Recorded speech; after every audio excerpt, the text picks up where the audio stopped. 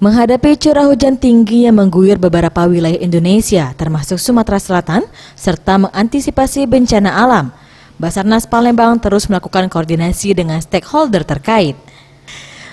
Kepala Basarnas Palembang Berti David J. Koas mengatakan, beberapa daerah di Sumsel masuk dalam kategori rawan bencana tanah longsor seperti Oku Selatan, Pagar Alam, Lahat, dan daerah-daerah yang berada di dataran tinggi lainnya. Selain menyiapkan pos bencana, Basarnas Palembang juga menyiagakan personil dan alat-alat evakuasi bencana alam. Untuk antisipasi bencana banjir, Basarnas Palembang telah menyiapkan perahu karet, pelampung, dan alat lainnya.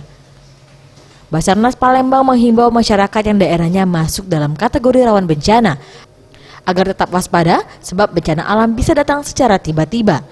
Bila terjadi bencana alam, masyarakat dapat segera menghubungi emergency call Basarnas di 115. Kami siap 24 jam, saat ini pun selalu siap mengantisipasi mencegah kemungkinan dampak terburuk apabila ada korban. Kami meminimalisir.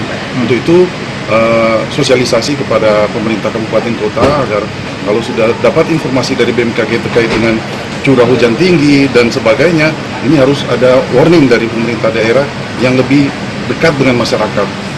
Untuk itu ya kami menyampaikan kalau bisa, kalau memang sudah ada status dari BMKG 3 hari ke depan, 4 hari ke depan, ini sudah harus ada tanggap lah dari pemerintah. Tim Liputan Sriwijaya TV.